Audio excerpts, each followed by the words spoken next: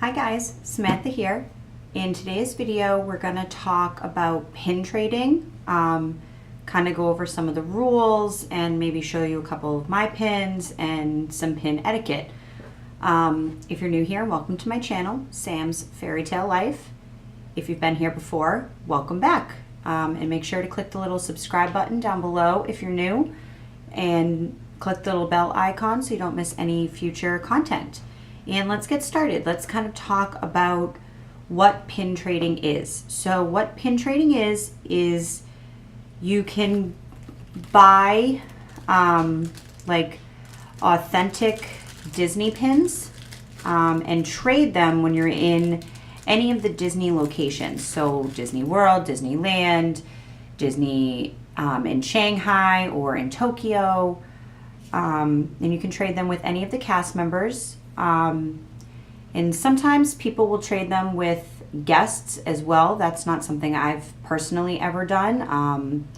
But there is a location inside of Epcot where guests can go and kind of set up with their own personal pins and trade with other guests. But that's the only designated spot in Disney World where guests can go and kind of bring, sometimes people have whole binders full of pins and they can go and they can kind of set up there. But you can, if you see a guest throughout the parks, you can ask them to trade, but they have every right to tell you no thank you. But personally, it's something that I haven't done because, one, I didn't know that was a thing until recently, but also personally, I don't want to have to tell somebody no. So I think on my next trip, I'm probably just going to have a limited amount of pins on a lanyard or on like a coat or something, just because I don't want to have a kid come up to me and ask me to trade and me have to tell them no in the happiest place on earth. But that's just me. If you want to trade with guests, there are guests that are very willing to do so. So what it is every Disney location all throughout Disney World, whether it's a store or a restaurant or even cast members who are at rides, they'll have little lanyards, or sometimes in a store they'll have a bulletin board where you can go up and trade up to 2 pins per cast member. So I could go up to a cast member and I can trade up to 2 pins for 2 of their pins, and they can't tell you no. So if you want to trade a small pin for a large pin, that's totally fine, because a cast member can't tell you no.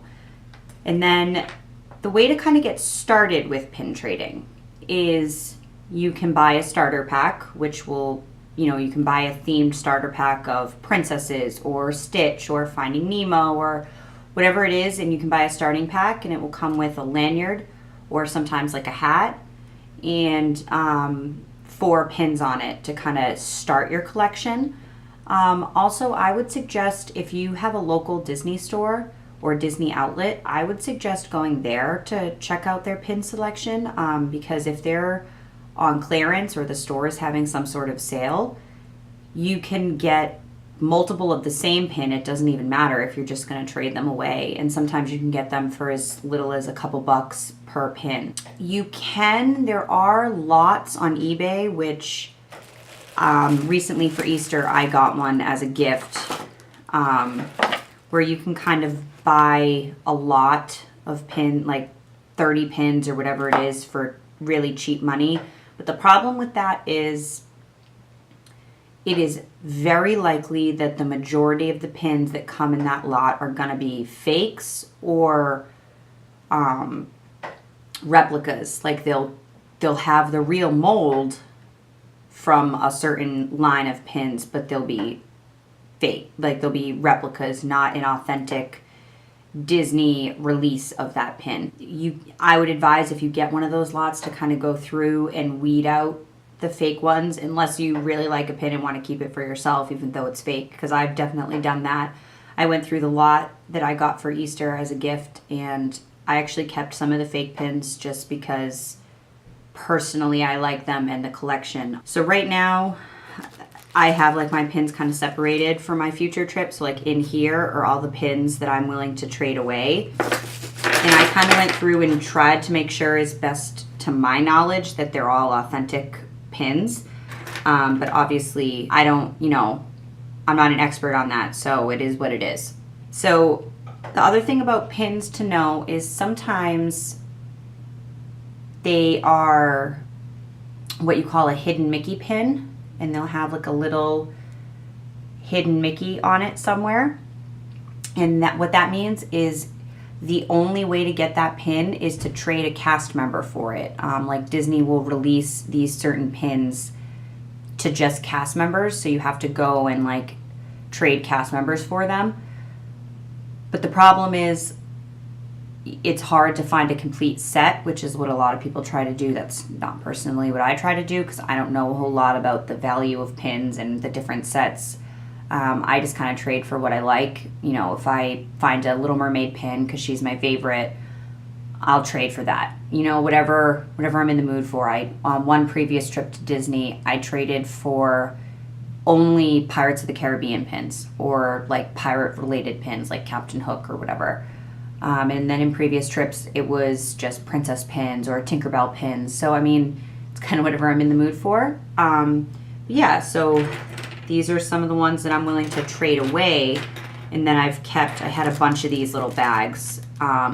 So I put all the ones I want to keep in their own little bags to kind of keep them just safe until I find a way that I personally want to display them and put my collections together, like all my Mickey pins, all my Minnie pins, all my princess pins, and that kind of stuff. So what you would do is you would go up to a cast member, and if you want to trade a pin, don't like reach for their lanyard and like grab at them or their pins. But if you do want a closer look, just say, can I get a closer look at that Star Wars pin or whatever it is, and they'll kind of pull it out so you can see it closer. So what you would do is you would go up to them and you would trade them for it, preferably with the back still on the pin. Unless it's a bulletin board, then you would just take the back off and put it on.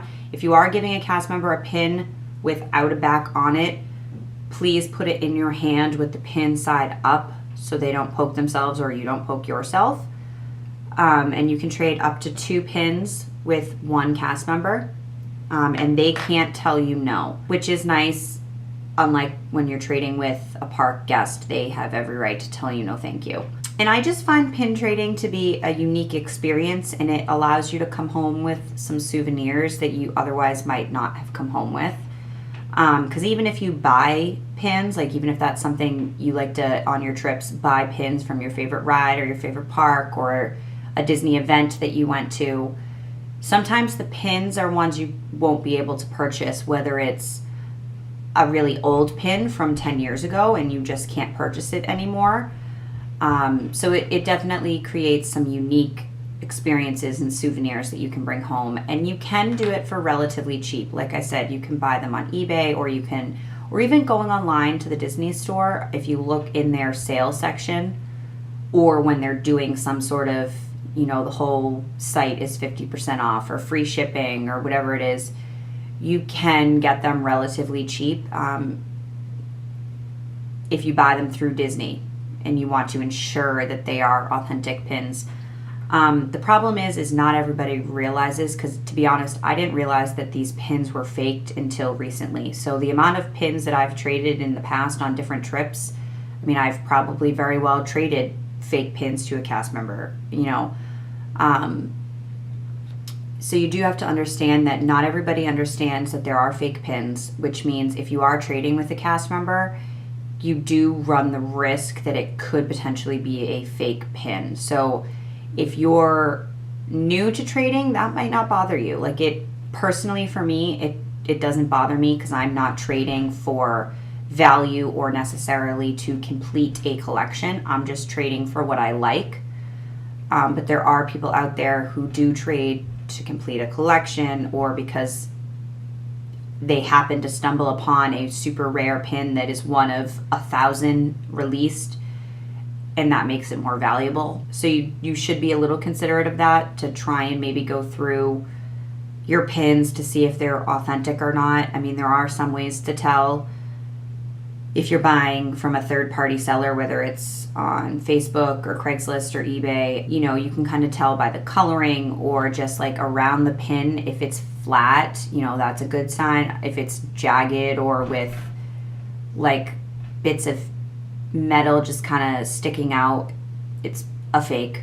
And then also in the back, it will have the authentic little symbol for Disney pin trading. Now again, that could be faked, but it is more likely to be real if that little thing is there. And usually next to a authentic Disney pin, I don't know if you can see this, it will have two little prongs to kind of keep it in place. I'm not sure if you can see that. That's something to look for as well. I do also recommend grabbing some of these extra backs, just because God forbid you're walking around and you drop a back, or you drop a back during a trade with a cast member and you just can't find it on the ground. Grab a little pack of extras and just kind of carry them around in your park bag. Super lightweight, not a big deal, but then you can bring them home and display them or just put them away. Like right now mine are just in like a drawer to my jewelry box because I haven't found a way that I would like to display them yet. You know, you can buy books that you can display them in, or if you want to hang them on your wall with like a bulletin board at home, you can do that, which is kind of what I'm leading towards. Maybe like do a bulletin board and display it somewhere in the house. Yeah, so I mean, it's definitely a unique way to interact with cast members. Maybe if you have a shy kid, it might be a nice way to get them out of their shell, you know, send them over to a cast member, go over to a cast member with them and encourage them to do the trade themselves. It's just fun, you know, and you never know what kind of pin you'll stumble upon, and it's just fun. So I think it's a good experience. You know, I've done it. I haven't been to Disney World in 8 years, but the 3 or 4 trips I took before when I was younger, me and my family did them on every trip. You know, you can buy a little lanyard, put them on the lanyard and just carry them around, or you can stick them in your backpack, or however you want to do it. But yeah, you just walk up to any cast member and you ask to trade in exchange for one of your pins that you would then hand them with a back on or the pointy side up in your hand so they can kind of grab it without poking themselves. And they'll give you the pin back. They'll give you the pin you want from them with the little backs on it. So yeah, I definitely would recommend pin trading. It's fun. You come home with some fun pins, and like even after your trip, like to go back and look at them and be like, oh yeah, I forgot I got that pin. Like that pin is so cute. It's a nice way to kind of go back and look at your trip and maybe even remember the exact experience of trading for a particular pin. Like, oh, I remember trading with this cast member in Frontierland and they were so nice and all that stuff. And if you're new to pin trading, don't be afraid to just say that to the cast member. Just say, you know, this is my first time pin trading, or we just started on this trip. Is there any advice you can give me, or etiquette you can teach me? I mean, they will be happy to relay some information for you. Or if you have questions about a particular pin or a particular series of pins, the cast members are usually pretty knowledgeable about that as well. Like if you see a hidden Mickey pin that they're wearing, you know, you could ask, do you know what series this is from, or what else, you know, what other pins I should look for? They're pretty knowledgeable and should be able to help you with that. So don't be afraid to ask questions. I know sometimes I want to just know exactly what I'm doing, and if I don't, I get nervous. But don't. In Disney World, that's just silly. They're so nice. They will answer your questions, and it's perfectly acceptable. So yeah, so I definitely would recommend pin trading. It's a fun family activity. You can trade up to 2 pins per cast member per interaction, like per day, and they can't tell you no. And everywhere will have them. Like, and there are some locations that are known for having lots of pins to choose from. Like I do know there's a traveling pin board that goes to the different resorts. There is no way of knowing exactly what resort at exactly what time this board will be where, because it just travels and shows up places. But I mean, there are these enormous boards with hundreds of pins. So You know, I would kind of look out for places like that. Like sometimes stores will have like a specialty board. The cast members will also have pins, but like a store might have a specialty item, whether it's like a teddy bear with, you know, a shirt with pins all over it, or a hat, or a bulletin board, or even a surfboard. You know, so maybe if you're in a store, ask if they have any pins that you could trade and see what they present you with.